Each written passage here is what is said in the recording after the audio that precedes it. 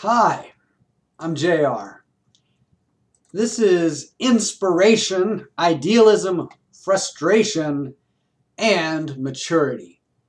And I'm going to begin by talking about a image, a picture. It has a candle in the center, someone holding the candle with their eyes closed, and an orange above their head. It says, Idiotica, identificate, idioma, idiotica. Now, you may recognize that that is not English. Well, here's a translation. To the one who is ignorant, everything unfamiliar will be labeled nonsense.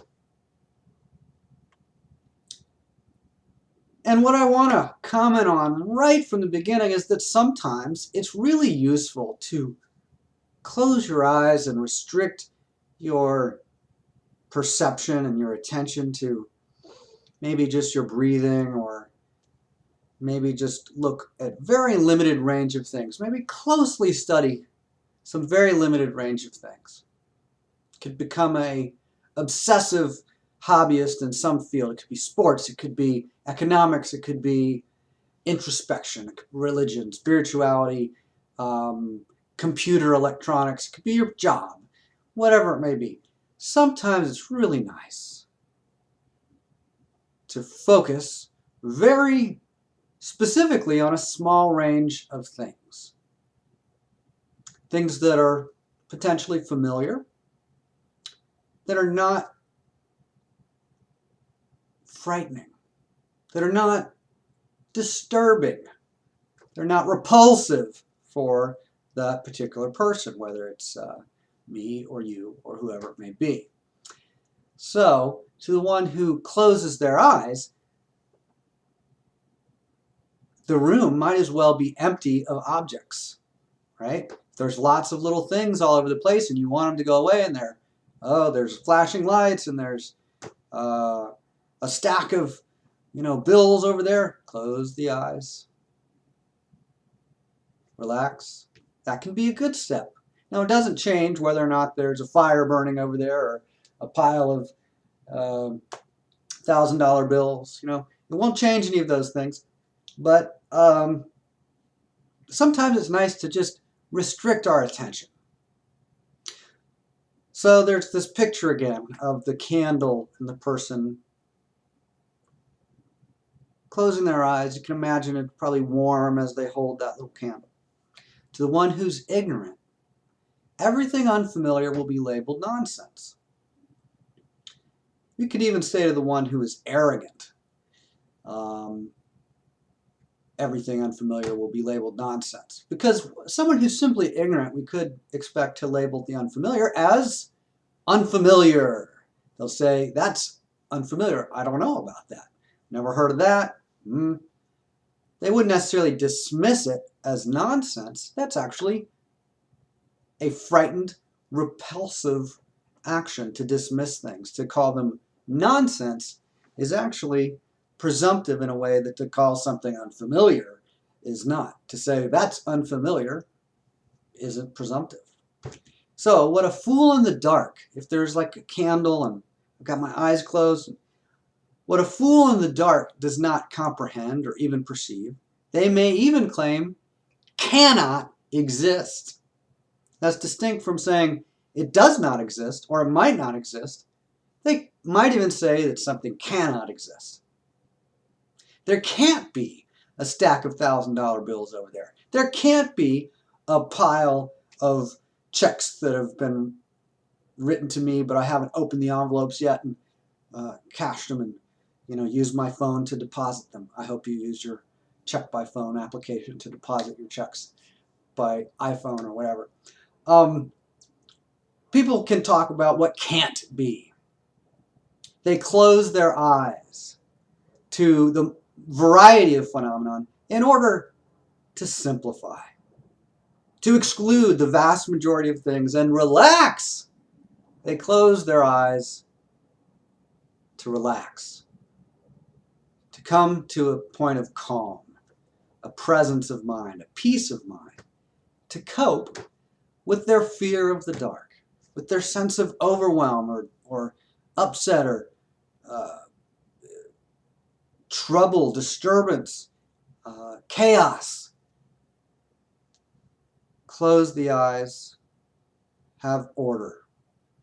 Be present to a simple order. Breathing in, breathing out. So some people close their eyes to relax. A fool, ignorant, arrogant, whatever it may be. Some people close their eyes to relax, to cope with their fear of the dark and what horrors may be in it, because there could be scary things that if I were to open my eyes and look around, I might find that there are some things that are dangerous, that I perceive danger. Now maybe I'm so used to being stressed and nervous that even a very small stimulus can produce fear and fright and anxiety. So we want to be sensitive to our own well-being. Sometimes it's really, really favorable to have a vacation or meditate or do something that allows us to have a pretty firm sense of safety. We can close the door, we can know everything's fine, generally speaking, and maybe unplug the phone or whatever and just relax and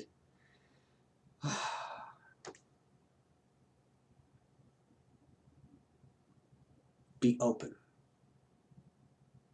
But not chasing any particular thing. I don't have to chase my hobbies and my obsessions.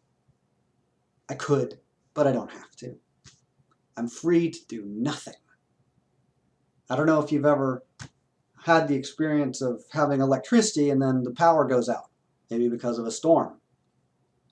But I lived in Florida in my youth, and hurricanes would come and the power would go out sometimes for several days in a row. Now, usually, I thought that was cool for like a day or two. We'd have candles, we'd have flashlights. It's kind of cool. After a few days, I might be anxious to watch television or whatever conveniences of modern suburban living I was accustomed to. I might be missing them. But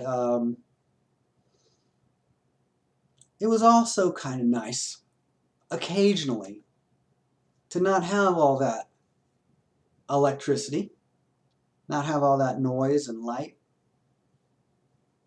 to have a very simple environment. Maybe like what you might find when you go to a church or when you go to a monastery or a retreat. Even if you go to the forest or something, you know, a remote wilderness area where there's maybe some birds and some, you know, a little bit of a breeze, but there's not a lot of people, there's not a lot of bulldozers, there's not a lot of car traffic, airplanes, all that kind of stuff. No cell phones ringing, just a bubbling stream. So these are things that we might be interested in.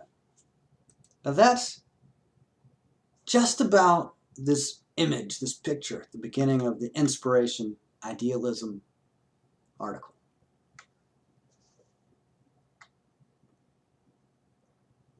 However, I wanted to take some time to really emphasize this image.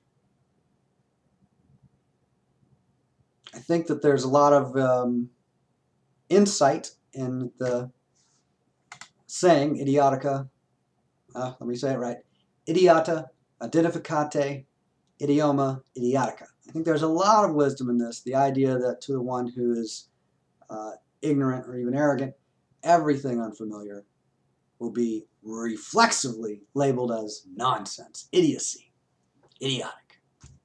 They'll be dismissive. That's nice to know sometimes. So if we're expecting people to always be receptive or to always be in agreement with us, no, some people are perhaps already focused in ways that just don't allow them to consider certain new perspectives, or at least not in whatever way that has so far been presented to them. And it might not really be that much interest to me what any particular person or people in general think of a particular perspective.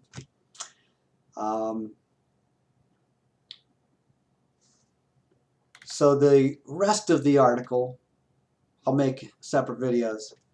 Inspiration, idealism, frustration, and maturity. Part of maturity is to go through that frustration of sharing new and exciting information with people and having them dismiss it as idiotic or foreign or nonsense or unfamiliar.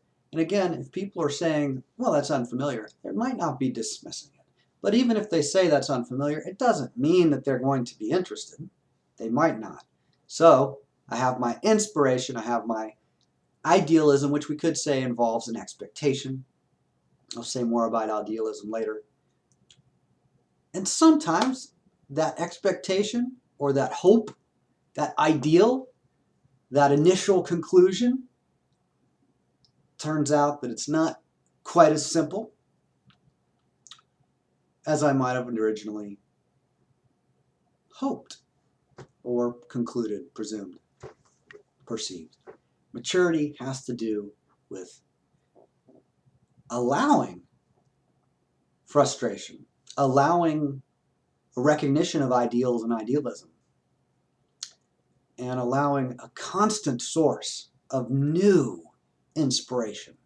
One of the traps of idealists is to have one inspiration and think that one is the only one, the only important one. The inspiration I have, other people should also share. I should fulfill it now. That's a normal presumption.